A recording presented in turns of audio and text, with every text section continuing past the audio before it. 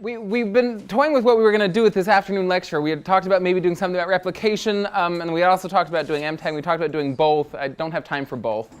And so we're just going to talk about this multi-trait analysis of GWAS paper. It's one part self-indulgent, because this is kind of the thing that I've been working on for the past year. But also, I think it's a nice illustration of a lot of the topics that we've been talking about for the past several days. And so I figured we'd go through, we'd talk about this paper, and we'd focus on some of the things that, that we've been learning about for the past few days. It's also something that's going to become very common in the next few years, and so it's going to become so common. Yeah, it's good to know about. So and also Patrick's going to talk about things to look out for, so you know if it's being applied well or not applied well. So that's going to be important. Yeah. Yep. Okay. Great. Oh, sorry. So slides, do they have a different day name? No. Oh, yeah. This is going to be a really informal lecture, which means that there's actually very little information on these slides. I'm going to show a bunch of pictures, but I'm actually going to do a lot of work on the whiteboard. If you want, but the work that I'm going to do on the whiteboard is in the paper, but not the paper that you guys have access to. But Minor detail. We're working on it. The reason you don't have access to it is because it's not written yet. The version that we gave you was a previous iteration of this method that was based on maximum likelihood. So if you read it, then that's what you read. We realized that it could be generalized to be a GMM framework with much weaker assumptions. And so we're going to talk about that framework today. Once that paper's finished being updated and written, we'll post it to bioRxiv, and then you'll have that one. But yeah, so that's why that's. Yes, exactly. If you guys, yeah, great. The plan was to have it done before the institute, but you guys only give me like 10 minutes a day to do any of my own stuff. Okay, great. You're getting a sneak preview of that no one else in the world has access to. This is really exciting for you guys. Yeah, I guess so. Okay, so the idea here is so we've been talking about what's first, for our people doing genome-wide association or any study, what's the first thing that we ask them about? Sample size and power. And so this is the problem that we have. So a lot of times we want to look at outcomes, and we just don't have big enough samples, And so if you have a really small sample, you don't get very many hits, you have weak polygenic scores, and so this is a problem. However, in a lot of cases, there are people who are studying different but related outcomes. And so, for example, what I'm going to show you today is, there's a big GWAS or like a medium-sized GWAS of depression with maybe 1 to 300,000 individuals in it. And we also have a GWAS of subjective well-being, so how people respond to the question, how happy are you? Now, these two things aren't exactly the same thing, and so we might think that it's probably incorrect just to meta-analyze them together. But they seem like they're probably really closely related. We've seen Raymond, he showed us the LD score regression results, and we see that knowing the betas for one trait, the effect sizes for one trait, is related to the betas for another trait. And so it would be nice if we could figure out a way to get the information out of the GWAS for subjective well-being and import that into a GWAS of depressive symptoms, or the other way, just so that we can increase our power and get all of these nice benefits that we get from running well-powered studies. So what's the right way to do this? So MTAG, so let me just talk about some of the hurdles that we're going to face in trying to design a method to do this. First off is, in a lot of cases, we don't have the individual level data. So, people release their GWAS summary statistics, because that's something that's they're allowed to post without any privacy issues. But we don't have the actual genotypes of the individuals, and so the method that we want to come up with is one that can use just these publicly available summary statistics. Another problem is that these summary statistics often include the same individuals, and so with the UK Biobank coming out, if the UK Biobank is going to ask a question about the phenotype that you're interested in, then it's going to be in this GWAS and that GWAS, and so we're going to have a lot of overlap in what's used. And the reason that this is a problem is if we took the summary statistics for one trait that was estimated in the UK Biobank, and for another trait that was estimated in the UK Biobank, they may covary partially because they're genetically correlated, but they're also going to covary because they came from the same sample. The estimation error is going to covary, and so we're going to need to be able to address that. Especially because a lot of times we don't even know how much overlap there is. We suspect that there might be some, but we're just not sure. Another thing that would be useful, so there's a bunch of methods that allow you to jointly analyze different traits, but it would be great if when we were done we could get estimates that we said, yeah, these estimates correspond to the trait that we're interested in. So we don't want to get results and say, well, because we jointly analyzed this with depression and subjective well-being and whatever else we threw into it, that it corresponds to some weird composite phenotype that we don't understand. It would be nice if the results that we have actually correspond to the trait that we're interested in. And just a computation issue, it would be nice if we could actually get them in finite time. And so MTAG, the reason that I'm excited about it is because it deals with kind of all of these really practical issues that we deal with in running these analyses. So if you read the paper, which of course you did, you saw that we originally made this assumption. So it's based on this random effects model. So I don't think that we talked about this super carefully, but in the LD score regression, as you recall, we were treating these betas as if they were random variables. And that may or may not be a little, well, I mean, it is a little bit weird, but it seems to get us a lot of mileage, and so we just run with it. And so we're going to do that again. In the original version that you read, we made this assumption that the betas were normally distributed with mean 0 and variance, covariance, and I called it omega. Okay, so these are all vectors, and let me, this is a matrix, but so what these betas here, so previously when we talked about a vector of betas, we meant it was the effect size of, for one trait across a bunch of different SNPs, and so if we had 10 million SNPs, beta had 10 million elements, one for each SNP. In this case, I should actually put a J. That would make it more clear. In this case, we're going to assume that the beta corresponds to a single SNP, but for a set of T traits. So if we're looking at 3 traits, then beta has 3 elements. And so we're going to say that they have mean 0, and I'm going to say that they have a variance covariance, which I just defined to be omega. And so this is going to be related to the genetic correlation, because if the betas are correlated, then these traits will be correlated genetically. So I said this is the one that you read, but we're going to relax this and instead just say that the expected value of beta sub j is equal to 0. These are vectors. And I'm going to say that the variance of beta sub j is equal to omega. So I'm not assuming anything else about the distribution as long as we just know what the expected value is, and then we assume that there's this omega here. So I've not put a subscript on this node. And so this is actually going to be one of the key assumptions that allows us to get the mileage out of MTAG, is that there's an omega that exists that corresponds to every single SNP that determines the relationship between these effect sizes.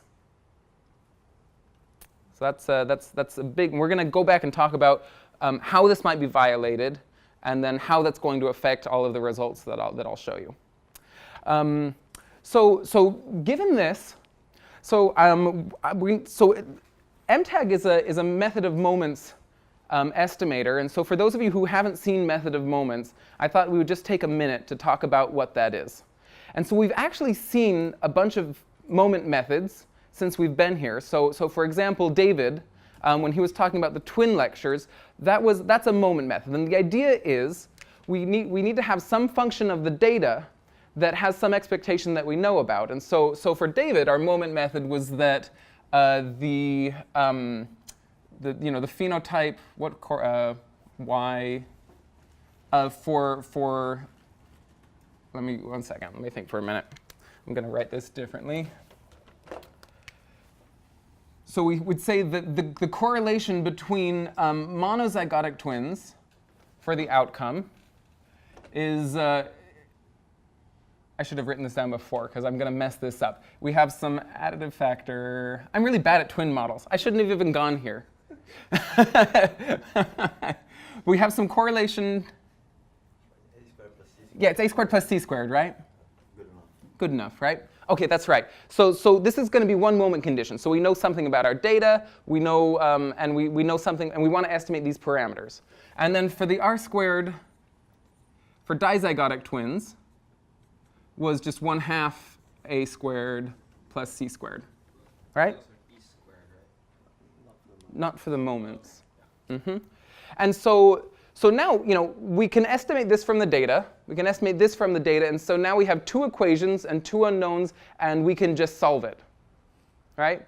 And so that's why it's called method of moments, because we have these 2 things, which we call moment conditions, and we solve for them.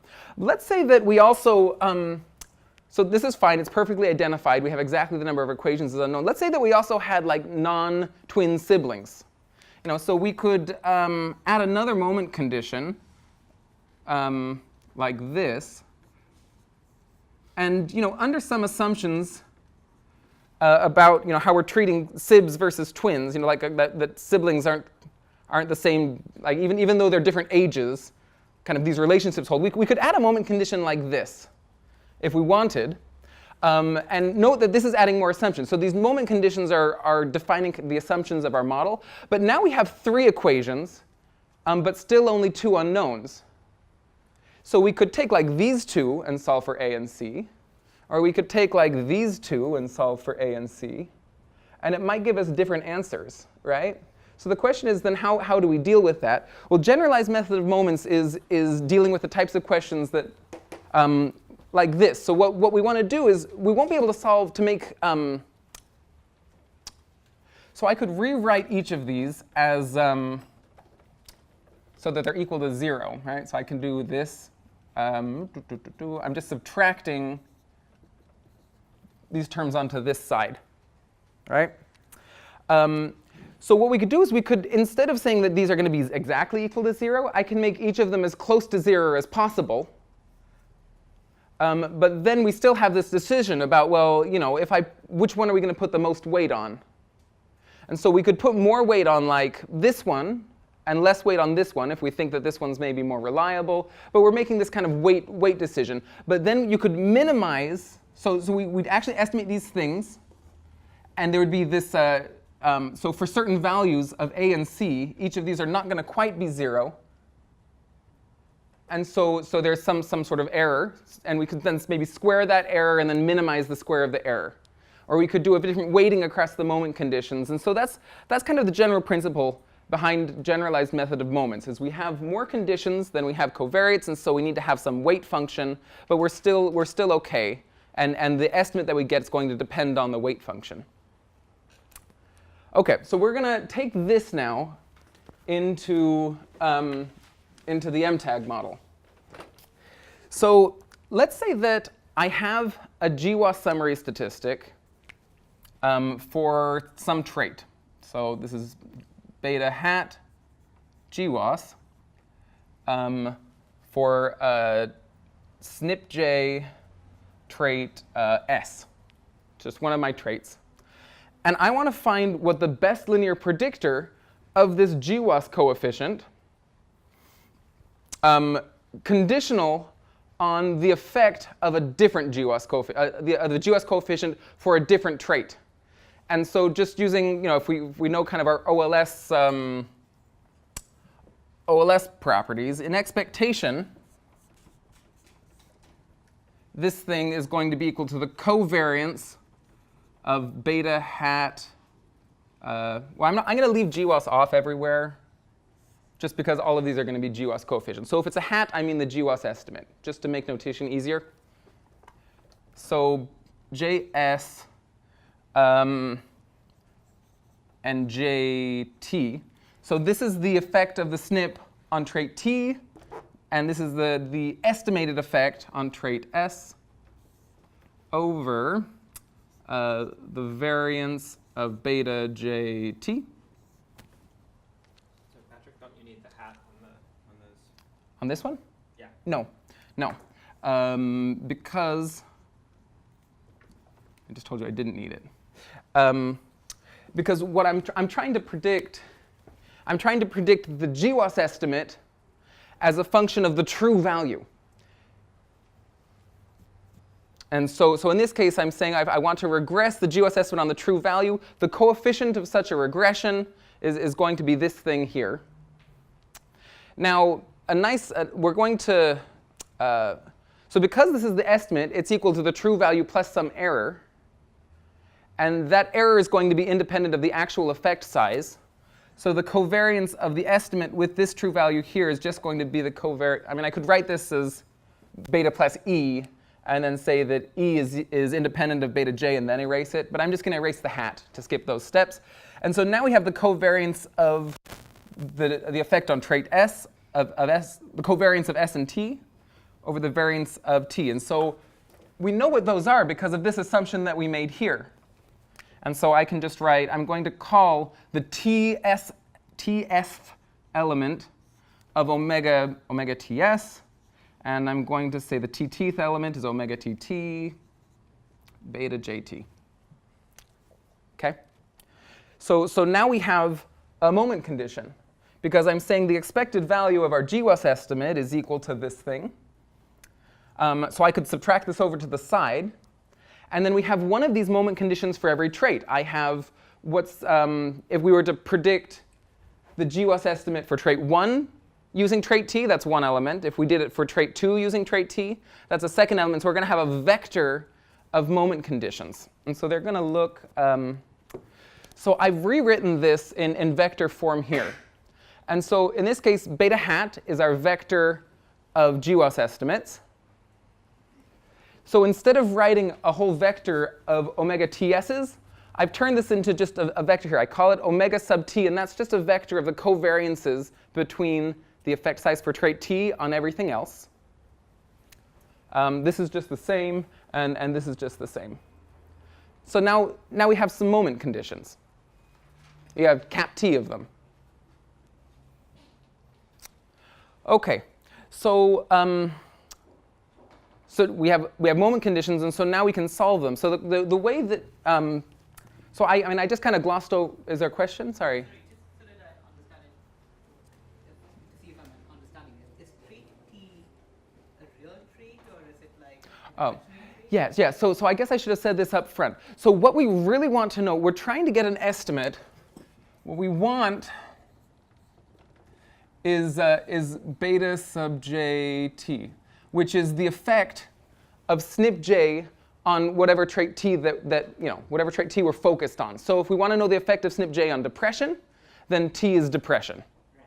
And so even though I've used a different subscript here, S could be equal to T. And so it'd be like, what's the expected value of our estimate for the estimate for trait T given the true value of trait T?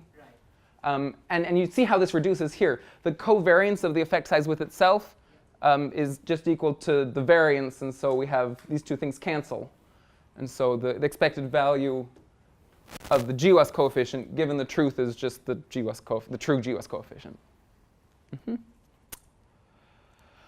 OK, so I kind of just glossed over how we might get at these weights. So if we have a vector of moment conditions, which I'm just going to call M. So this is by principles of GMM again, just to give you some notation. So in this case, we might be interested in some parameter theta. In this case, theta is beta sub jt. But we have some parameter theta, and this is a vector-valued set of moment conditions. And so m of theta in this case is this thing of beta jt. And then the weight function, we have some big matrix here, and then m, I guess that's just a matrix of theta. So when we do generalized method of moments, this is when I was saying we do kind of a weighted sum that we're minimizing, this is actually the thing that we're minimizing. And so if you've had a little bit of background with linear algebra, this sort of function is called a quadratic form. And even though there's a vector on each side of these, let me try to think of the right way to explain this. So let's assume that W was equal to I. You can do a little bit, so this is the identity matrix. It's just ones down the diagonal. When you multiply this out, what you're going to get up is just the sum of the squared moment conditions, which is how I described it at first. But if you wanted to give more weight to a certain moment condition, you would maybe just change the diagonal element corresponding to that moment condition to be a little larger or a little smaller. You also have all these off-diagonal moment conditions that can account for potential covariance between your moment conditions. And so we have to pick this W, and the question is, how do we get at it? Well, by the properties of GMM, you can, any W, in principle, will get you to the right answer. It'll be a consistent estimator. If you have a big enough sample, you're going to converge on the truth no matter what you choose. But maybe we want something that's more efficient, something that's going to get us to the right answer more quickly.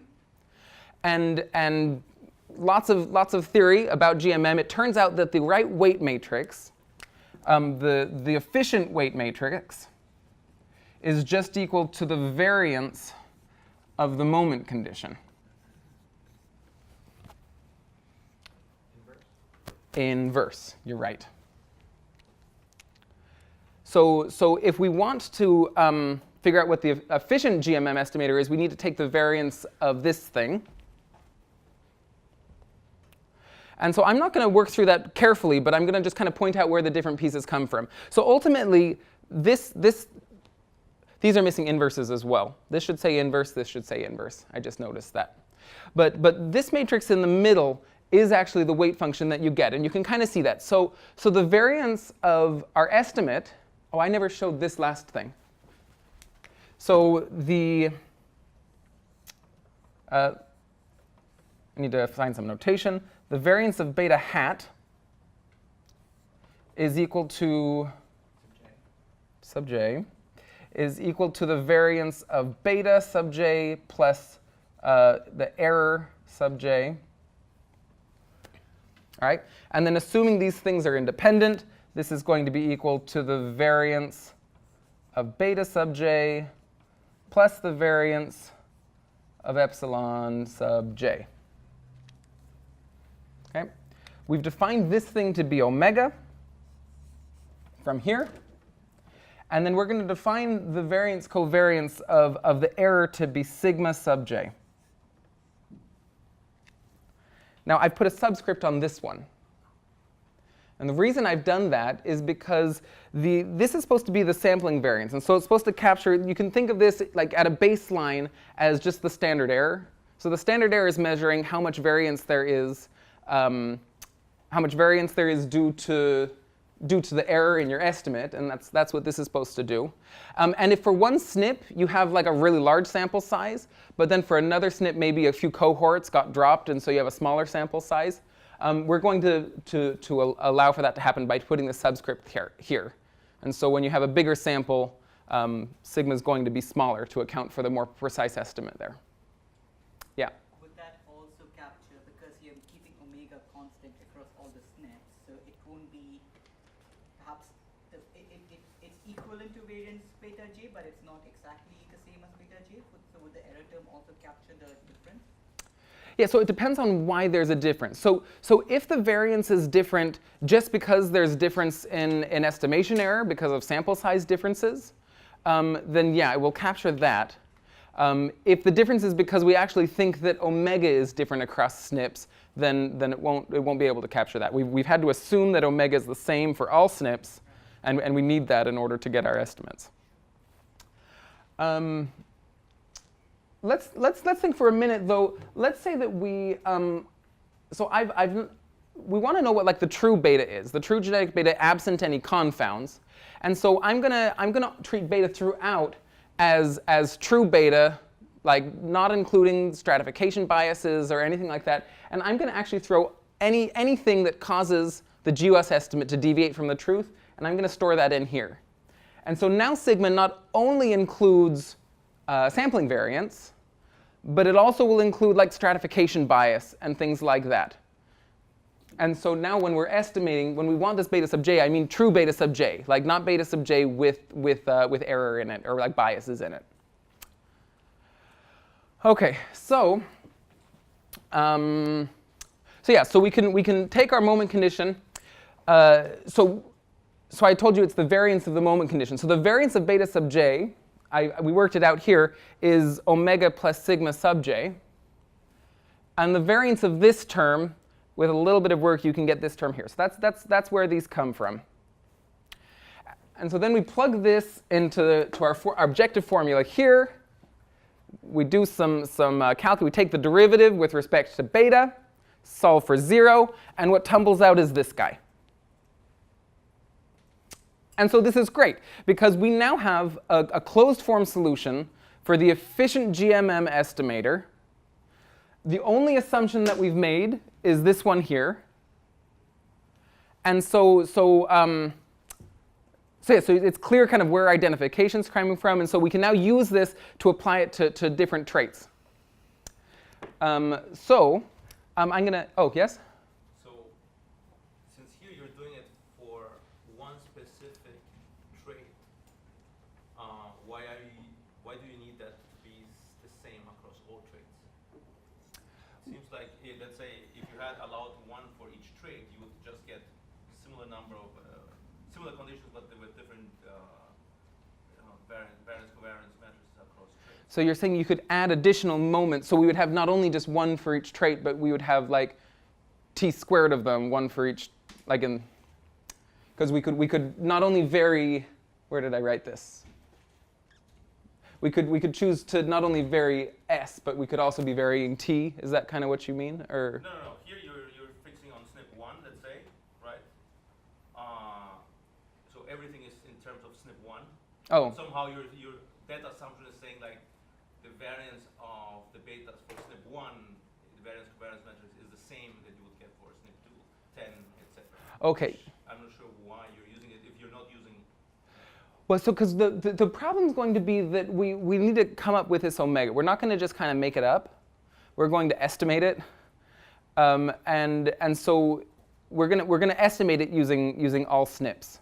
And so if the omega only holds for some subset of SNPs, then and we don't know which subset that is, then I don't know how you estimate this parameter. Like in principle, you could say let's run MTAG, and let's restrict ourselves just to like coding SNPs, and maybe the set of coding SNPs have a different omega, and you could estimate the omega among particular type of SNP that you're interested in. But you'd have to like make a choice before you get started that there is some class of SNPs that all have the same omega matrix. Mm-hmm. Okay. Have you allowed for the overlap between samples yet? Oh yeah. So I didn't. I should have explained that, and I didn't. Okay. So the question is, we've spent a bunch of time just talking about LD score regression. Okay. I don't want to talk about that. I'll talk about that after we show results. So omega, I mentioned, is what's capturing the genetic correlation, right? The correlation of the effect sizes is going to live in here, just because that's what we've defined it to be. Now, when I was talking about one of the reasons that you can't just take the correlation of your GWAS coefficients, it's because the error is correlated due to overlap. And so by including this sigma, if there is overlap across your traits, what that's going to mean is that this sigma matrix that you have has non-zero entries on the off diagonal. So if they were all estimated in independent samples, then the error is going to be uncorrelated across traits, and so this thing will be diagonal, because the error for each of your estimates is uncorrelated because they're drawn from independent samples. But let's say that it was, it's all the same people, then that's going to mean that your error covaries. And so by allowing the sigma matrix to be non-diagonal, then that's how we deal with the overlap problem. Okay, great. So I want to show you just some quick results of what happens by applying this, and then after we get through that, then I want to talk about some of the limitations and how strong the assumptions that we're making and how far maybe we can take these results. So if it was all on the same sample, Mm-hmm. is this equivalent to seemingly unrelated regressions?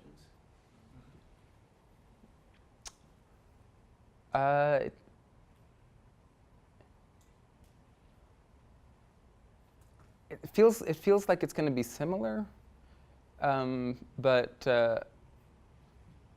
I'd have to think about it.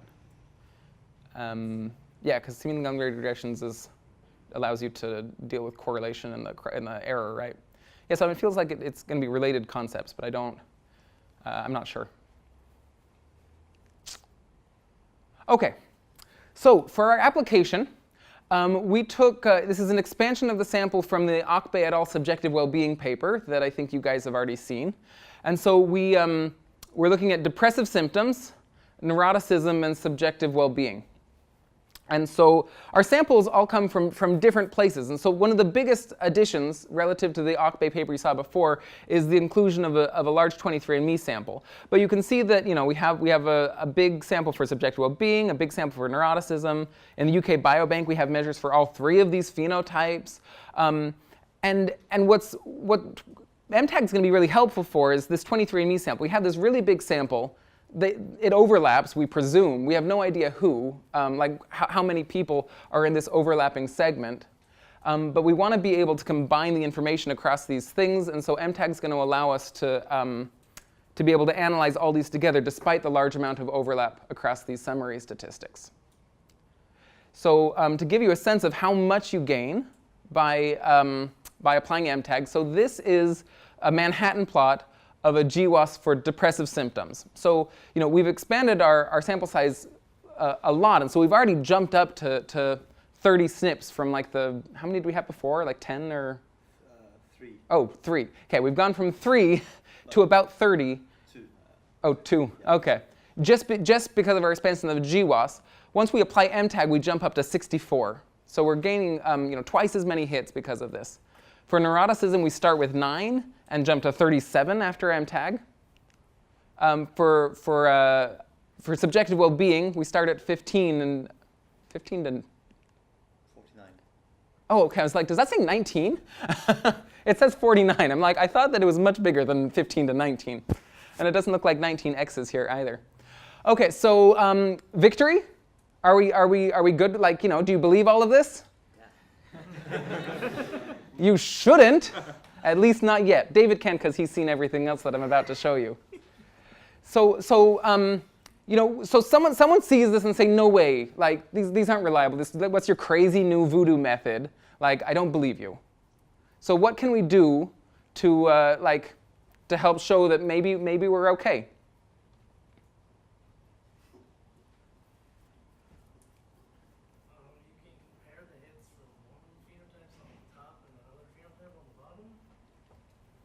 I'm talking about something even easier than that. Like, this is the first, whenever we want to talk about credibility, what's the first thing we should do? Replication. So let's replicate. Okay, so let's say that what I want to do is I take the subjective well-being, all of the top hits from subjective well-being, and I have this replication sample, and I'm going to compare my hits from MTAG to my effect sizes in my replication sample. Okay, I'm just going to do I'm going to regress one on the other and see how it looks. How do you feel about that? These are independent samples, right? Yeah, they're non-overlapping, so I've done a really good job. Why don't we want to just do a direct comparison of the results from here to just results in an independent sample? It's a pop quiz. Yeah, winner's curse. I taught you useful stuff. Okay, so if we wanted to do this comparison, if we didn't deal with winner's curse, what's going to happen is we're going to look at our top hits here, and then we're going to look in our replication sample, and these hits are all going to be a lot bigger, or bigger. I don't know how a lot. It depends on kind of how noisy this is. And so we might show this to someone, and they say, oh, well, MTAG's just cheating. Look, your replication sample, your effect sizes are a lot smaller. But you can say, no, they're obviously a lot smaller. And even better than showing them that, you can just fix it, and so they don't worry in the first place. And so what we did is we took these hits, and we did a winner's curse correction exactly like the one that you guys are doing in your problem set. almost exactly like the one that you're doing your problem set. There's a little bit of nuance which is discussed in the problem set. You guys can read through that.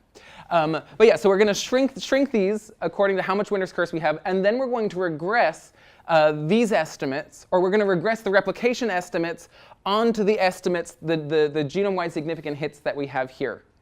And if we replicate, then we'd expect a slope of about 1. So what I've plotted here is the estimates of the slope for the genome-wide significant hits for the 3 traits, and it looks pretty good. I mean, these are kind of noisy because in our replication sample here is the health and retirement study and AdHealth, and so it's not a really big sample, and so the estimates are kind of noisy, and as a result, this regression is a little bit noisy. But in every case, we can reject 0, which means that these new hits that we're finding are likely to be something real, and we can't reject 1, which is probably about as good as we could expect to see for something like this. Great. So that's replication. Another kind of replication you could think about is what if we did prediction? Oh, go ahead. Sorry, I guess it wasn't clear to me. So when you're doing it on the replication sample, are you only using the hits? Yeah, so in this case, I just used the genome-wide significant hits. But is it possible that, if, for example, your replication sample was the first sample, and then your replication sample becomes, the one where you found all the significant hits, then you're going to be getting different ones. I guess what I'm saying is that if you didn't only regress them on the hits, but regress them on everything, is it possible that the number of hits you're going to get is going to be different in the replication sample? The number of hits you're going to get, so do you mean like hits, SNP hits? What kind of hits are you asking about? So what we did is we took the HRS was in in the subjective well-being discovery sample, and so first thing that we did is we removed it from discovery. Then we applied MTAG, and it gave us a set of between 40 to 60 hits, and those are the ones that we used. I don't think that probably any of those hits are actually genome-wide significant in the health and retirement study. I don't even know if any of them are Bonferroni significant. But on average, they should be the same. And so when we do this regression, I'm not sure if I'm answering your question, because I wasn't totally certain what you meant about the replication hits. I guess so. You have one sample, right? Yeah. And then you're going to regress it on the SNPs, and then you're going to find that 60, let's say, you're going to get 60 hits. Yeah, so we have 60 hits that are significant in our discovery sample. Yes, and discovery sample, yes. And then when you're trying to do the replication, with the HRS data, you're only using the 60 SNPs that you found in your discovery sample. Yeah. So I guess what I'm asking is that, is it possible that when you look at the HRS data and then you do the regression on all of the SNPs? Oh, so we only do the regression on the 60? Yes. Oh, okay. You're asking if we did it with all. If you did it with all. Okay. I guess what I'm asking is that, is it possible, or how likely it is that the number of SNPs, the number of hits that you're going to get is more than 60 or less than 60? Well, so in the replication regression, it's just kind of one number. We're taking the effect sizes, the effect size estimates.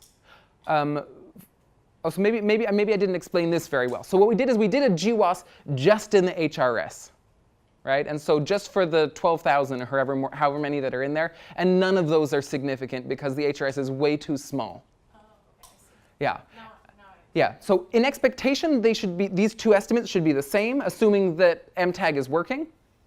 But our estimates in the replication sample are super noisy, which is why we do this kind of, we're gonna test all of the genome-wide significant hits at once, because each of them are very noisy, but if we do them all in a regression, we're hoping to say, on average, do our hits replicate? But then if you had a bigger sample, then you can do it. Yeah, so if we had a bigger replication sample, we could even do a SNP by SNP. Right. I guess that's what I was getting at. Okay, yeah, so that's true. And in fact, we kind of want to do this. So UK Biobank is going to be available in a couple weeks or however soon. And with the additional 300,000 from the UK Biobank, in principle, we could do a SNP by SNP replication of all of our hits. We intend to. I think it would be interesting. Okay, but I think a point you were also I don't know if that's actually what you meant, but what I thought you meant at one point was, so this is just to check to see how confident we are in the set of hits. We might be interested in how confident are we in general across all SNPs. We've done the GWAS in all of the hits. So do we have maybe some sense about whether or not this kind of performance, are we going to get an increase in performance throughout the whole genome? And so we could do this with prediction. So what we're going to do in this analysis is I'm going to take the GWAS summary statistics, and I'm going to use and create a polygenic score, like you're going to learn all about next week, just based on the estimates from the GWAS summary statistics. And then I'm going to also do the same thing. I'm going to take the MTAG summary statistics and make a polygenic score just based on those. And I'm going to then go into our replication sample, and I'm going to see how well the GWAS predictor does relative to the MTAG predictor. And so that's what we see here. So none of these traits are incredibly heritable. And so kind of you notice that like in levels, each of these things are not incredibly predictive. They all predict in between 1% and 2%. But what we can see is that in all three cases, when we start with the GWAS and then go to the MTAG predictor, we're seeing pretty substantial. These are about 25% increases in the predictive power of these scores. Now, it's a little deceiving when you look at these standard errors, because you say, oh, but those aren't significant differences, right? The problem is that these estimators are highly correlated. So if we actually just tested the difference between the levels of those bars, we actually have statistically significant increases in all three cases. And so, so this is helping us be even more confident. Yeah, we are getting additional information. Our predictor is getting even better because we've applied MTAG. So, it helps us think that it's even more credible. Another claim that I made was that, like it could just be that these summary stats we're giving you are just this weird like Frankenstein GWAS that's contaminated by all of these different traits. And so, but I'm going to claim that actually the GWAS summary stats from MTAG are giving you trait-specific estimates. And so the GWAS summary stats is for GWAS and not for neuroticism. And so in order to test that, what I'm going to do is I'm going to take the score that we made for depression and the score that we made for neuroticism and the score we made for subjective well-being, and I'm going to try to predict depression with each of those scores. And I'm going to do the same thing for each of the other traits. In all three cases, the score for like the own trait predicts better than the score for the other two. So you can see depression's the best here, the depression score. In the middle one, neuroticism is the best score. And for subjective well-being, we see that the subjective well-being score is the best one. And again, if we want to look at how significant these differences are, in 5 out of 6 cases, the own trait score is more predictive than the other trait score. So even this claim about that we're getting phenotype-specific information even though we're combining across traits, it seems to be valid. OK, so then we say, well, what can we learn? Is there anything that we can? Oh, go ahead. Sorry, just what's the difference between this slide and the slide before? So you mean this one? Oh no, the one. Sorry. Yeah. Oh, yeah. Sorry. So this is how much better the depression score is than the neuroticism score, and this is how much better the depression score is than the subjective well-being score. So a positive number means that the own trait score does better than the other trait score. Okay. So yeah. So depression does this much worse than the neuroticism score when you want to predict neuroticism. Okay, so we might want to be interested in like, well, what can we learn about like pathways and biology and kind of what's involved? And it looks like we get a lot of information as well. So if these are results from a DEPICT analysis, James did all of these for us. And so we're going to use DEPICT and say, what are the tissues that seem to be implicated in the GWAS summary statistics? And you see there's like maybe a little bit of enrichment here in the nervous system. So that's, seems reasonable, depression, nervous system. When we apply MTAG, we see enormous enrichment in the nervous system, plus a little bit in neural stem cells in the retina. But the retina is just a neuron, so this is totally reasonable. We've added additional information, and we're seeing inflation kind of where we expect to, and then we could then dig into like what those tissues are if we want to try to better understand what depression is. You can do the same thing looking at like gene sets, and so these are the list of the gene sets identified by DEPICT, and you can't really read this, but like so the SNPs that we're finding for the depression results are things related to like fear response, or things related to like synapse, or I think that James was telling me that one of these gene sets is a mouse phenome that measures how quickly they give up when you put them in mazes or something like that. Is it? James can correct me if I'm wrong, but I like that story. So. Yeah, it's a mouse phenome thing where if you knock out the gene, then the mouse doesn't want to explore anymore because presumably they're afraid or whatever. Because they're so sad. But yeah, but again, it seems like, we're trying to study depression, and it seems consistent with kind of the bio stuff that we already know. And so this is kind of exciting, interesting things.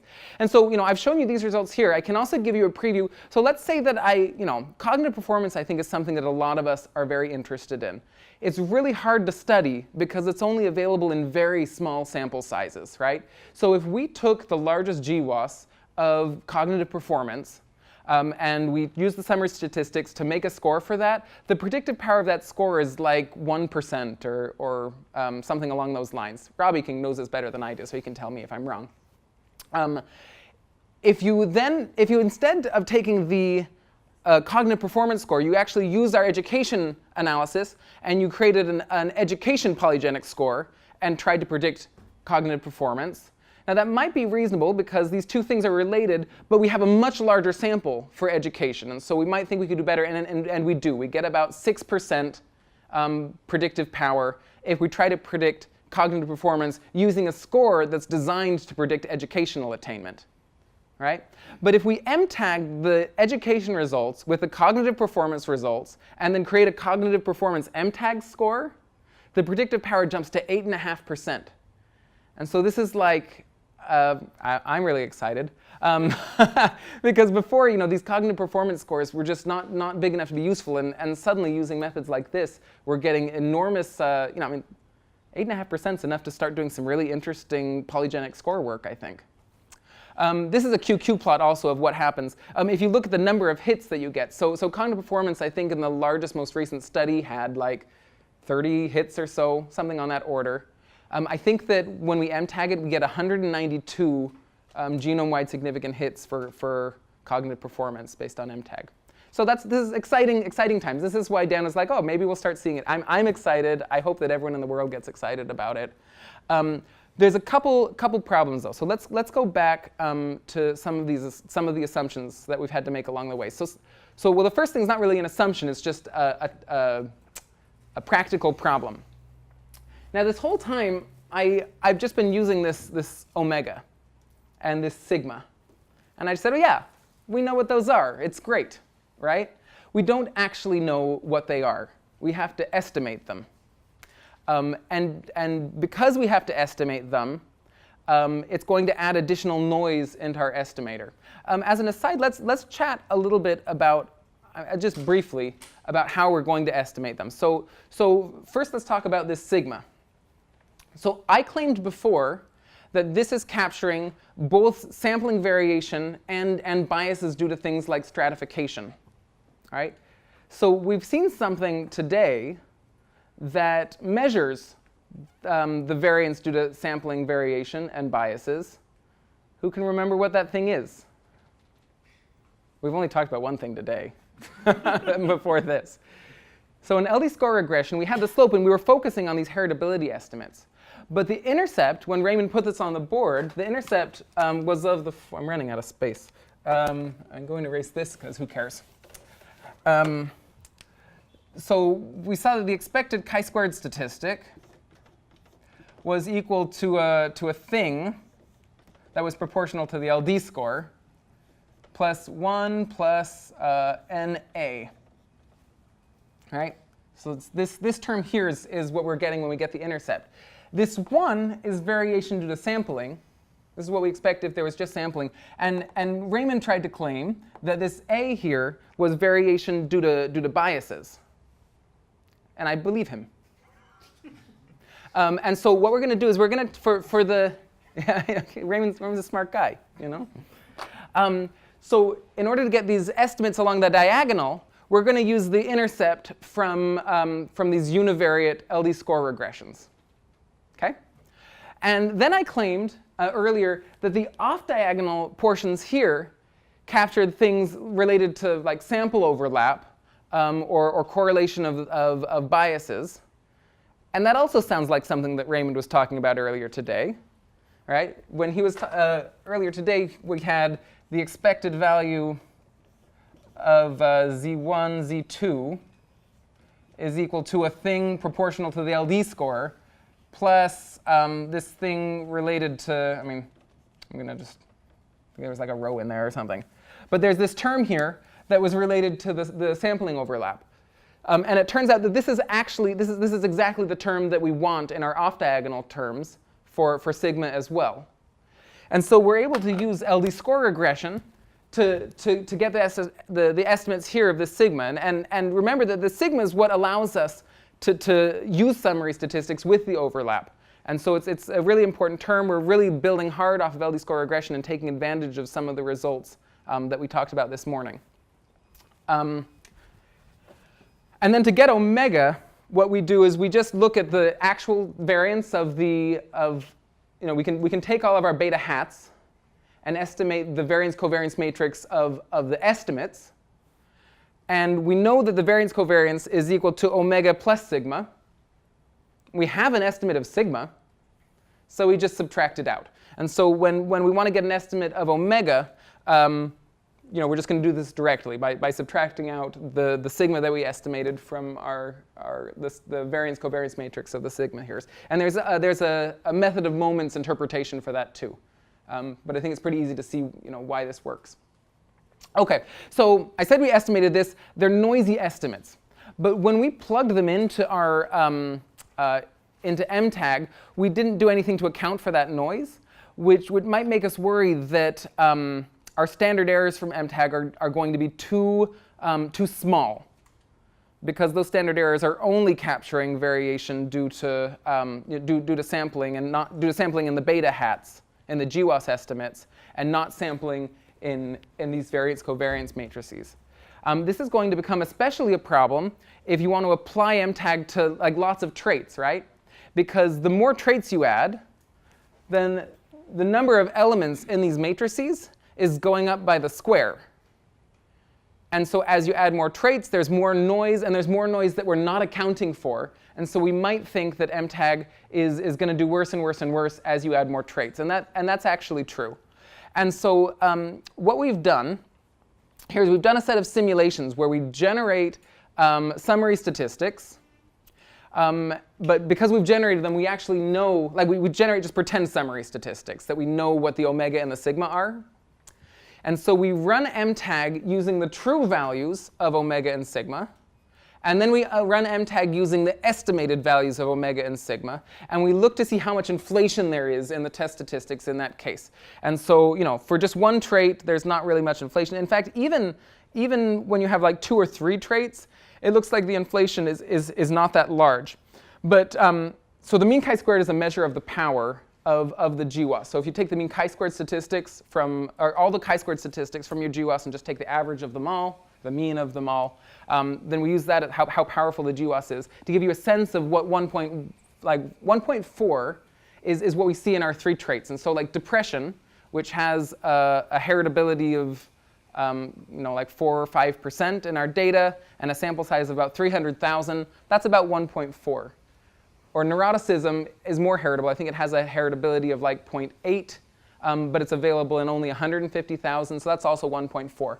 But 1 minus this number here scales with sample size. And so a GWAS that has a mean chi-squared of 1.1 is 4 times as small as a GWAS that has a sample size of 1.4.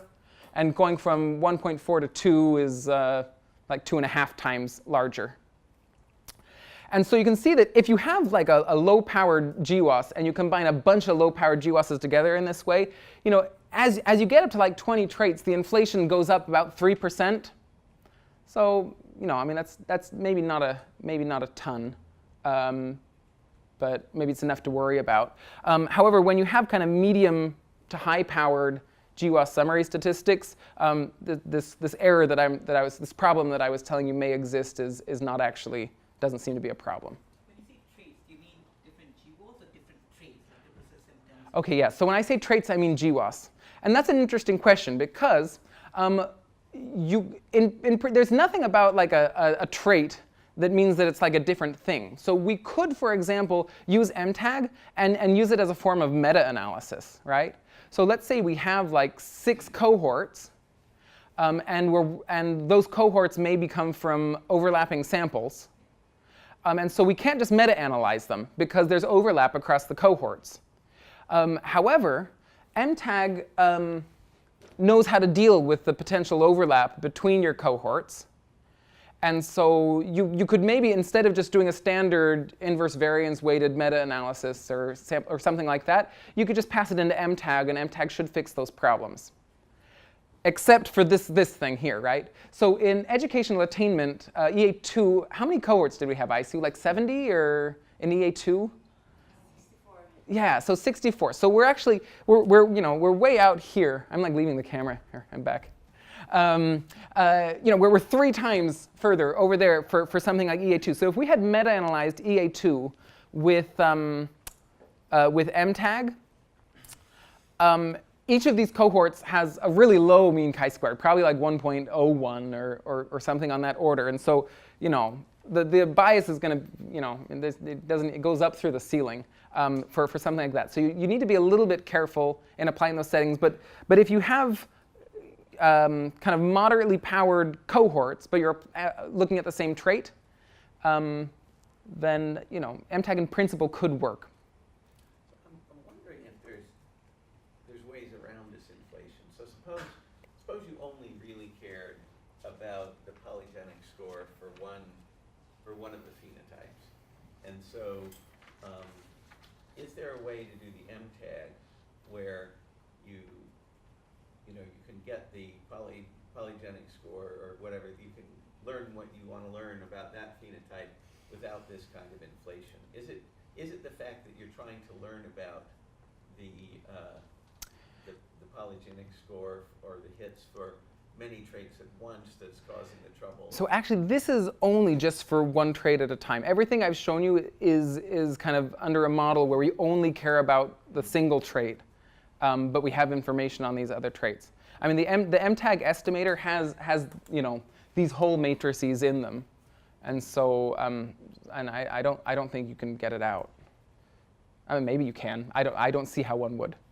Yeah. It seems like you're doing something like you have 2 proxies for some underlying trait, and you have different samples where you have estimated the effect of some variable on those proxies. Yeah. And you're using basically this to get a better estimate. It seems like let's say you need a sample of 100,000 to have good power.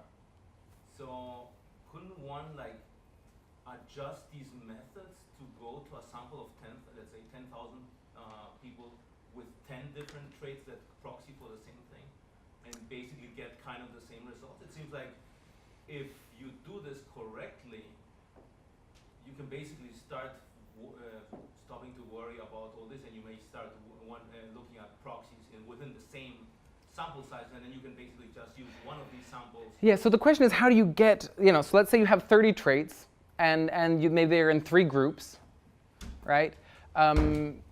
And so you could do, so you could just like first meta-analyze each of these 3 groups, and then do MTAG on each of these 3 groups. Is that kind of what you're saying, or no? No, I mean, okay. Because like here you're basically working on the summary stats level, right? Because basically you don't have access. But what I'm saying is, like, let's say you have the health, which only has 10,000 people, but let's say you have 50 proxies for educational attainment. Mm-hmm. Right? It seems like you could be doing because they're basically each proxy is the same underlying plus noise. Yeah. Right? You could rerun everything for each individual, and then basically cluster at the individual level to take care of standard errors, but you should be getting, basically, you have like 10 times the number of observations per okay. individual, right? It seems like, I'm sure you can play with the math and get something where you can basically do it. Because, and that's what I was asking about the omega. Here, the omega, you're using the beta J, all the beta J's, beta S for the SNP and J's, right? You have like all the betas in each cohort, and then you're correlated then to find that omega. But let's say that you only had one sample, but lots of of these traits, you could basically do something similar. Yeah. So you could. So if you just did a GWAS, so let's say we just had UK Biobank data, right? And so we do a GWAS of, so the UK Biobank has data on depressive symptoms, neuroticism, and subjective well-being. So we could do a GWAS on all three of those traits, and then pass those and pass those straight into MTAG, and the overlap's going to get addressed by this thing. So given that we have the individual level data, there may be more efficient things that could be done, and methods like that exist. I don't. Well, the simple thing is you know what, you can calculate what omega should be, right? How? If you just have the individual level data, why can you get omega any better? Because you're still just estimating the SNP effects. No, but there you're basically in this unrelated regression kind of. Huh? Sigma. Oh, sigma. Omega. Okay. Yeah. Yeah. So you could. So sigma here we wouldn't have to estimate. Well, we still kind of need to estimate a little bit. But it's not quite as bad because if you have perfect overlap, then sigma turns out to just be the variance covariance matrix of the phenotype itself, approximately. But I think part of the answer is also that probably the MTAG gains are not that large in settings we already have all the individual level data, but that's not the situation we usually deal with. Mm-hmm. Yeah, this was designed to do deal with very specific data constraints that we face, which are the ones I showed you before. We don't have the individual level data in the first place, so. Seems like, suppose you really had 20 traits or something, 20 phenotypes. It seems like you maybe could do better and get less inflation if you either make your z-scores and then take an equally weighted sum, or maybe you do the simple regression predictor from the other 19 things, and then you just have two things. So you kind of oppose that. So it'd be interesting to see those simulations. Yeah, so things that you could do if you're willing to make assumptions about. So for example, if you wanted to assume that your traits are perfectly correlated, or that they have we know stuff about the traits. So if we're doing meta-analysis, if we really believe that we have the exact same trait in every case, then we can impose that assumption. So if it is the same trait and the only reason they're different is because of noise, then that means that the omega should correspond to perfectly correlated traits, and so we can impose this assumption directly on here, and that should give us a little bit more precision. I'm saying that that might be a robust way to do things even when that assumption's wrong. Yeah. We actually explore that a little bit in the paper. What happens when you kind of just fix, make these assumptions and fix these parameters? In general, we do a little bit better when we allow them to be free. But it really depends on how close. So if the genetic correlation is actually like 0.95, and then you just fix it to 1, you're not going to gain a lot by allowing that to be a free parameter. I was only thinking in the case where you have a huge number of phenotypes. Yeah, but even then, right? So if the truth is close to whatever assumption that you're making, then yeah, you probably are fine just fixing it to that assumption. You probably gain a little bit, in fact, since there's less noise. But if it's not quite there, then how much you gain depends on how good your assumptions are. I'll not talk So in a about it. meta-analysis, you might want to do something like group, like something in the spirit of what you were doing in EA3 with Megan. You group them into 3 buckets depending on the coarseness of the measure. You metalize each one, so you get a heritability, and then you just apply MTAG to say 3 groups instead of 64. Yeah. Mm-hmm.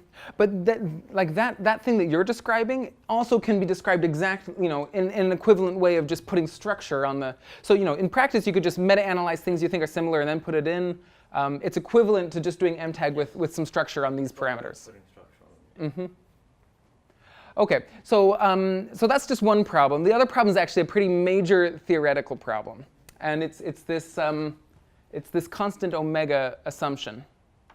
Okay, so by this constant omega assumption, it means that there's kind of just one class of SNPs, and the relationship between the SNPs are the same no matter where you are in the genome.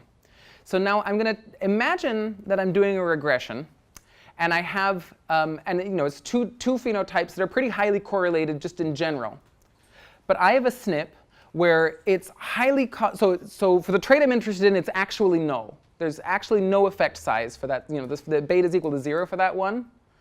But then for another trait that I'm including, it's actually really important. It's super strongly significant. It has a big, large effect size.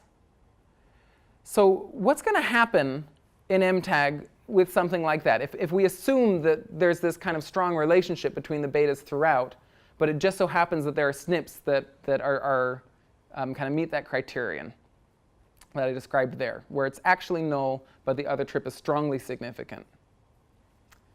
Well, what MTAG's doing is it's kind of using information from the other traits to get to get a better guess of what's happening for this one that we want. And so it's going to see, it's like, wow, this is really strong. You are so confident that this is real, And then you have this one here, and it's like, oh, well, I don't really know. It's kind of low, but this one's for sure, it's great, right? And so MTAG's going to look at that and say, well, then this one's probably great too, because your genetic correlation is like 0.8. And so it's going to pull that away from 0, and we're going to be biased away from 0 in a case like that. And so it may even pull it away enough that, that it becomes genome-wide significant when it really, it has no business being genome-wide significant, right? And so that's called, that would be an inflation of the false discovery rate, because we're going to find more of these SNPs that are actually null for the trait we want, but because they're causal for a different one, those SNPs are getting pulled into kind of the non-null category. So yeah, Peter. Is that inflation you're just describing the difference in the inflation on the slide? Yeah, so this inflation I'm talking about here is because when we calculate our standard errors, we assume that beta and omega and sigma are known. But because they're unknown, we probably should add a little bit more to the standard errors to account for that uncertainty. And so that's why we're getting inflation here. Whereas in this case, it might be, even if we knew exactly what omega was, we estimate it, there's a genetic correlation of 0.9, right? Even if we knew that exactly, we would still have some of these SNPs that are being pulled away from 0, or we may still have some of these SNPs that are pulled away from 0 just because they're SNPs that are of the type that I described, where it's actually null for the trait you want to know about, but non-null for the one that you're just using to boost power. Okay? This is going to be, I'm trying to think of what a good example of such a SNP would be. So like, let's say, okay, who can think of an example? Raymond. I'm trying to think about that. So there's a fairly strong genetic correlation between ADHD and substance use phenotypes, both in terms of smoking and alcohol dependence. And for both smoking and alcohol dependence, there are loci of large effects that correspond really specifically to metabolism of the substance. So in alcohol, there's a couple of mutations that make consuming alcohol extraordinarily unpleasant because of how you metabolize the alcohol, and thus people with those mutations just basically never drink. In smoking, it's a mutation in the cholinergic receptor that makes the nicotine very enjoyable. But so you can imagine that while there is general overlap between ADHD and both these substance use phenotypes, that the effects of these substance-specific variants are indeed specific to the substance use and have nothing to do with ADHD. Mm-hmm. And so we'd have exactly this kind of problem of a very large effect in one of those substance use phenotypes that is generally correlated with ADHD, but is at those loci is fairly confident that it's basically null. Yeah. So that'd be a problematic. So we would see it's like, oh, we've done MTAG, and we see that the nicotine receptor on the smoking for the nicotine receptor that's really strong in smoking, all of a sudden is associated with ADHD, and like, that's silly. I mean, well, maybe it's real, but it seems a little odd, right? Okay, so the question is, so given the story I told you, it should be pretty clear that this is going to be a bigger problem when the trait that we're interested in is not very well powered, and the trait that we're adding to it is super highly powered. Because remember this story, it's like, I'm, when we want to say I'm really confident about this SNP, if we had a really large sample, we become really confident about that SNP, right? We're just like totally sure. We estimate it with perfect precision, and this one here is really noisy, and so MTAG is like, oh well, there's a lot of noise here, but you're so confident about this that it's going to have a lot of pull. When the trait that we want is weak and the trait that we're adding is very strong. So I just showed you some results that were exactly like that, right? So I showed you what happens when you MTAG cognitive performance, which is a really weak, a really weakly powered GWAS, with educational attainment, which is really strongly powered. And so even though I just showed, oh, there's 200 hits, I think that you should be very, very cautious in thinking that those hits might be real, because this is exactly the type of circumstance I'm going to show you. So let me show you a picture to kind of highlight this. So the big issue is that we don't know what SNPs these are, right? Like so there may be SNPs of the type that are going to break MTAG, but we just don't know what SNPs those are, and we don't even know what the joint architecture is, if there are any SNPs like that. And so what I've done here is I've calculated the maximum false discovery rate under some assumptions about like a class of genetic architectures. On the x-axis here, I have the genetic correlation between the two traits. And on the y-axis, I have the maximum false discovery rate you can get given the correlation between the two traits. And so each one of these lines, for the trait that we're interested in, I fixed the mean chi-squared to be 1.1. So this is kind of the low power setting. And then I'm going to allow the mean chi-squared of trait 2 to get larger and larger and larger. And so you can see that let me actually highlight something about this point here. So if the genetic correlation is exactly 1, there can be no SNPs like the kind I told you about. Why not? Why will there be no SNPs like the ones that I was explaining that break us? Because then they would all have pretty much similar p-values, I guess. Well, it's not the p-values that are relevant. It's the betas. Yeah, the chi-squares, I guess, would be pretty similar because they have. Well, if they're estimated in different samples, the chi-squares might not even be similar. What's relevant is the betas, right? We want to. Correlation is 1, and the vector betas of 1 has to fully explain the variation in the vector betas of the other. In which case, there could never be one where it's high beta but low beta. Yeah.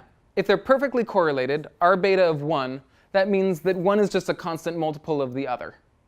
And so, if it's causal for 1, it has to be causal for the other. And if beta is 0 for 1, it has to be 0 for the other.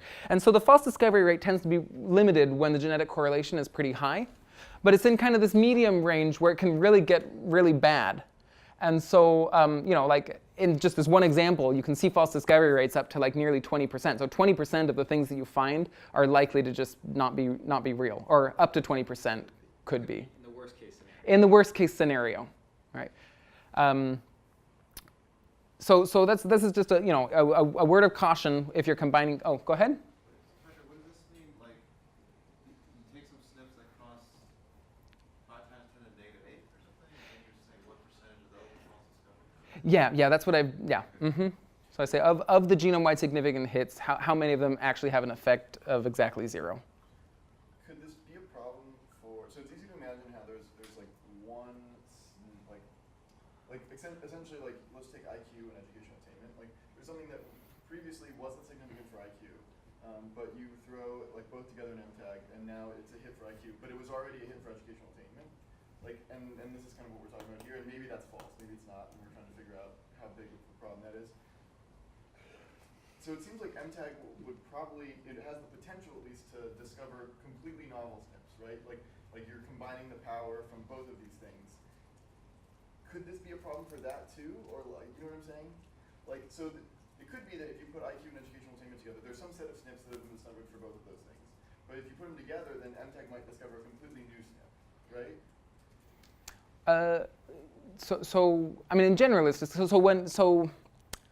we had 30 hits for depression in the GWAS, and then we have 60 in MTAG, so 30 of those in principle are new. So is that not what you mean, or what do you mean exactly? Gotcha. Well, but were any of those 30 what you were calling new ones now previously? previously hits in either subjective well-being or neuroticism? Oh, no, not really, because I mean, those are all really low-powered. I mean, I guess we've not actually, I don't think we've actually looked at that, but I don't think so. There were only 9 neuroticism hits, for example, so. My question really is, like, are we worried about false discovery in the sense of, like, these novel SNPs, those new 30 that you're talking about, or are we really only worried about, like, a previously really significant education SNP or previously really significant depression SNP, like, dragging up either an IQ or, like, a, neuroticism? So in this calculation, we're talking about the whole set. So we're not talking about which additional ones have been added. I'm talking about false discovery in the complete set that MTAG finds. That's an interesting point. I wonder. Well, I'd have to think about that some more if there's kind of nuance in talking about which SNPs were added. I mean, because it could be even that we lose a couple after applying MTAG as well. Yeah.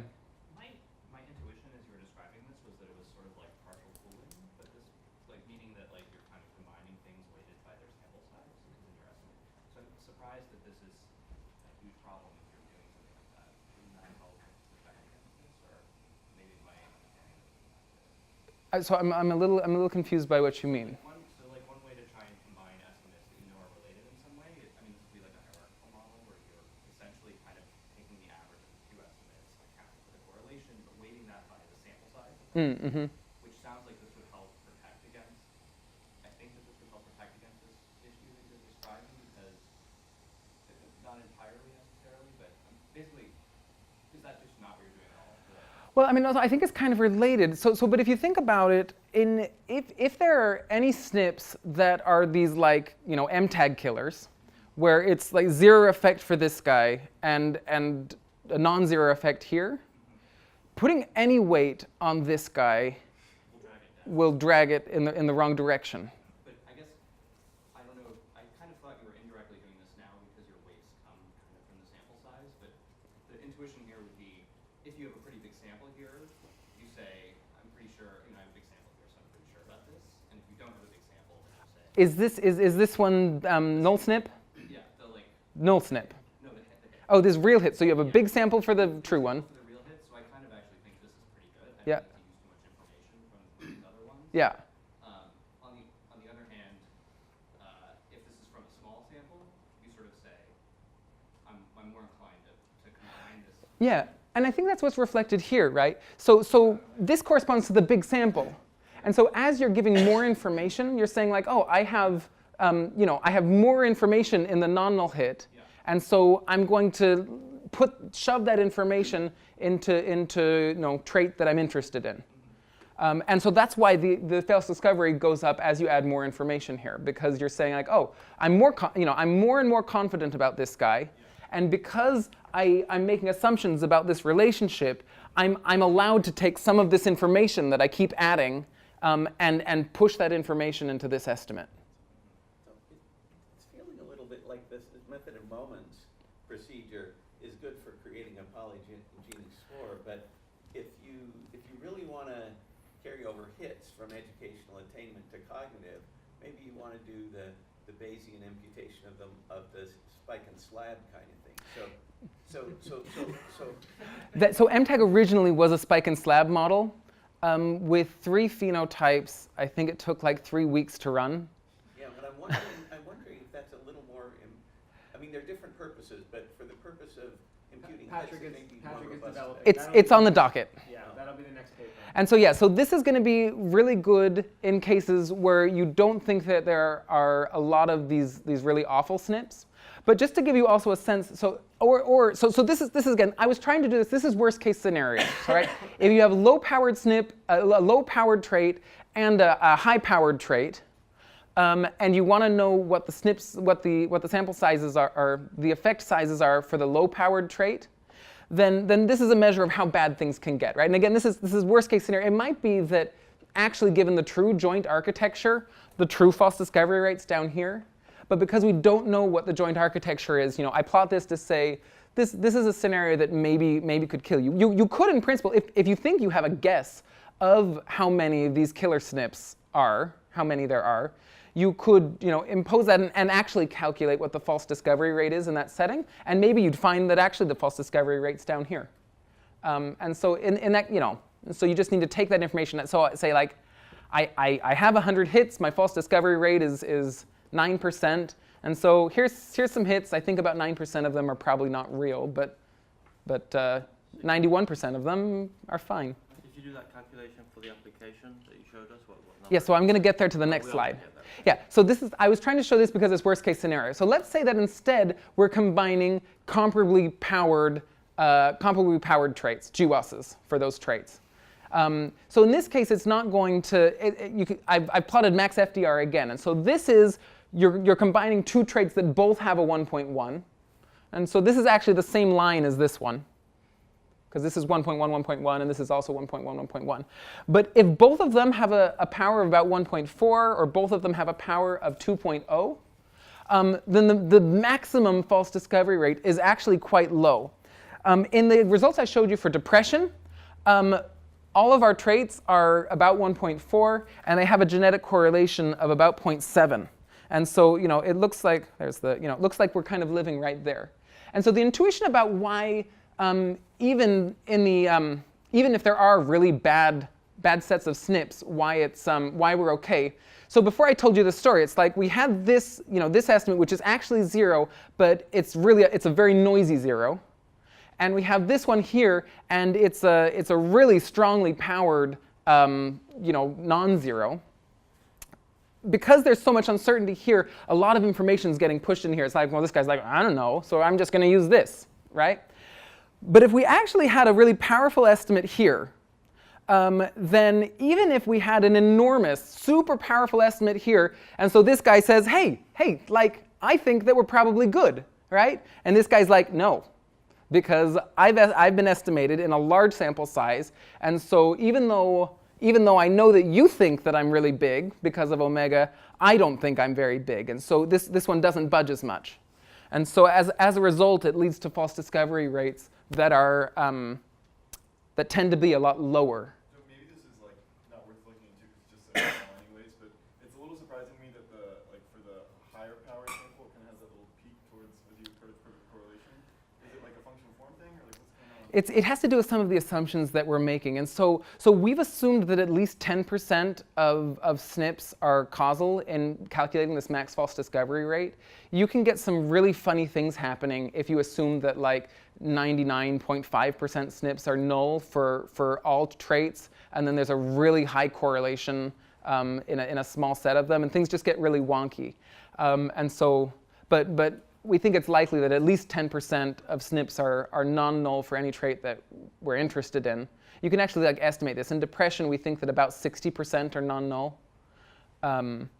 But yeah, so the peak here has to do with it, like, the boundary being really binding, but not quite as binding in this area. But yeah, so if you have kind of high-powered things and you're combining them, then there we go. Then maybe you're okay. But the thing to really be nervous about is settings where you have something that's low-powered and you're combining it with something that's very high-powered. And something to be kind of worried about is if you have a whole lot of low-powered things that you're trying to combine. I think that's my last slide. So yeah, like I said, we're excited about this. It seems to work really well in practice. I think kind of like Miles was saying, that we have some theoretical results which suggest that even if you have these like death SNPs, predictive power, if you do MTAG, should always get better. And so if you just want to make a polygenic score, then I think MTAG is pretty much always a good choice. If you want to find novel GWAS hits, then you have to worry about this depending on the setting. So it just really depends on what question you want to ask and what your data look like. And so you should think about kind of these assumptions that we're making. And this is true about kind of all the things. We've been focusing so hard this week on like what are the assumptions of this model? Because depending on where you are, the assumptions may or may not be more or less reasonable, and depending on what you want to do with the results, violations of those assumptions may be better or worse. Yeah. So just like going off what you were just saying about making like more predictive polygenic scores, like if I really wanted to say I wanted to make the most predictive polygenic score of educational attainment, like would I run an MTAG that had like education and like years of schooling, but also like both parents' use of schooling for the same sample, and like also, I don't know, like some other random thing that I think might be related? Sure. I mean, except for this problem, right? So that would be the only reason why maybe you wouldn't do just every single trait you can get your paws on. But if you have, a bunch of things that you think are, moderately powered, and you just want to make a polygenic score, then I don't know why you wouldn't do that.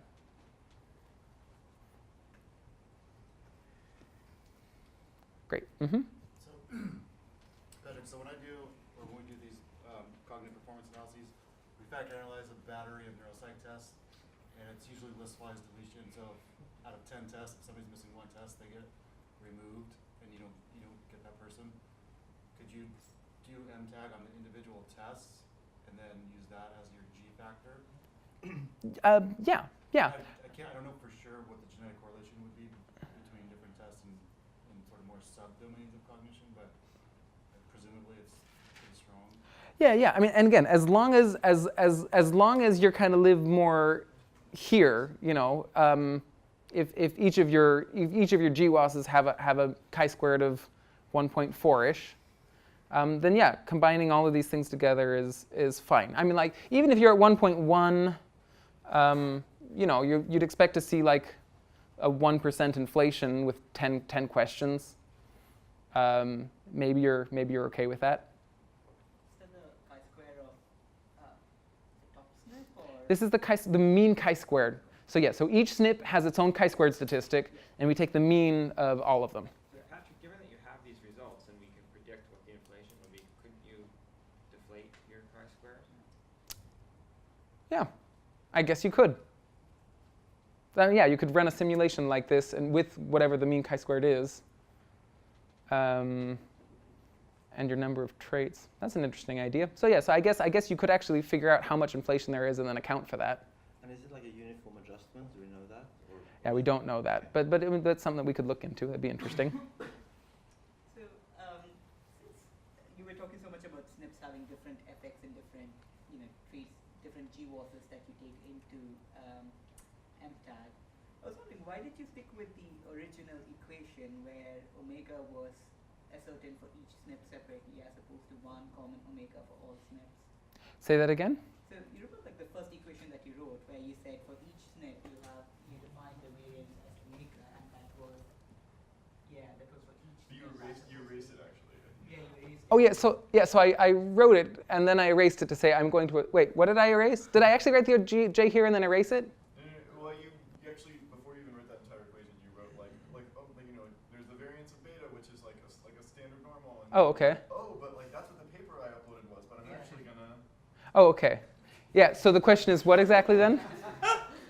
You should give that lecture next. The question is, why did you stick to the original model where each SNP had its individual omega as opposed to one omega for all the SNPs? I don't know if I'm reading this wrong.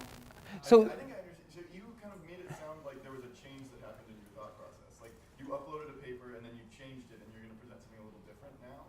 Oh yeah, so this was the thing. So before we assumed that the betas were normally distributed, right? I think he's asking just like, why did you make that change? Yeah, so the betas maybe aren't normally distributed, right? In fact, they probably aren't normally distributed. And so then people worry, they're like, oh, well, what's going to happen if they're under violations of that assumption? And so we could go through and we could try to and this is what we did in the original paper. We did it with a T distribution and with a spike and slab and with we went crazy and we tried to look at what violations of this distributional assumption, what the consequences were for MTAG. And so, but we found in general that it didn't seem to matter. And we realized that the reason it didn't matter is because our assumption was too strong. We were able to get to in the original paper, our estimating equation was this thing. And again, it's this exact same thing. This equation didn't change. And so the reason we weakened the assumption is we can say, so now we can say it doesn't matter what the distribution of beta is, as long as this holds, everything about MTAG holds. And so, you know, so then people don't panic as much about like, oh, well, my effects have thick tails, or, you know, it's like, it's okay. Is omega constant? But if you had a distribution that you believe, that might help with your standard errors. Yeah, that's true. And so we do a calculation about, so the standard errors that we use hold exactly, if they are normally distributed, it turns out. They hold asymptotically in general. But we're a little funny about the asymptotics here, because the unit of observation here is number of traits. And so it holds asymptotically with number of traits, which, you know, we aren't going to infinity there. But we can also show that actually, even if the distribution assumption is violated, it turns out that the MTAG standard errors are conservative on average. And so our standard errors should be okay for the most part, except for the SNPs that are null for one trait and non-null for the other. You can show that it is anti-conservative for those. What is, so I'm guessing because you are combining slightly different phenotypes that, you know, the calculating power might not be as straightforward. So if you were to sort of add, say, n equal to 100 people, but then do a regular meta-analysis, but then do MTAG, not 100, 100,000, how do you sort of go about calculating power for MTAG? That is a great question. So the MTAG standard errors are, well, I'll just point to it here. It'll be easier.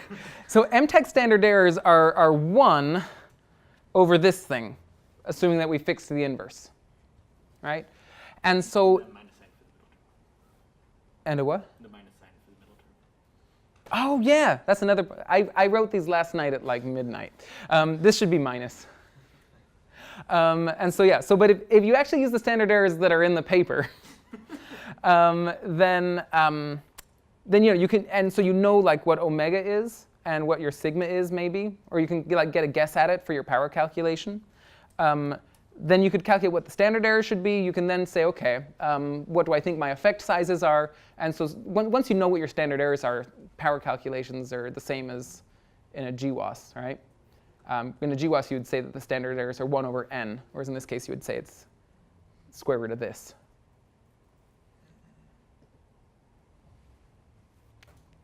But yeah, it's a good question.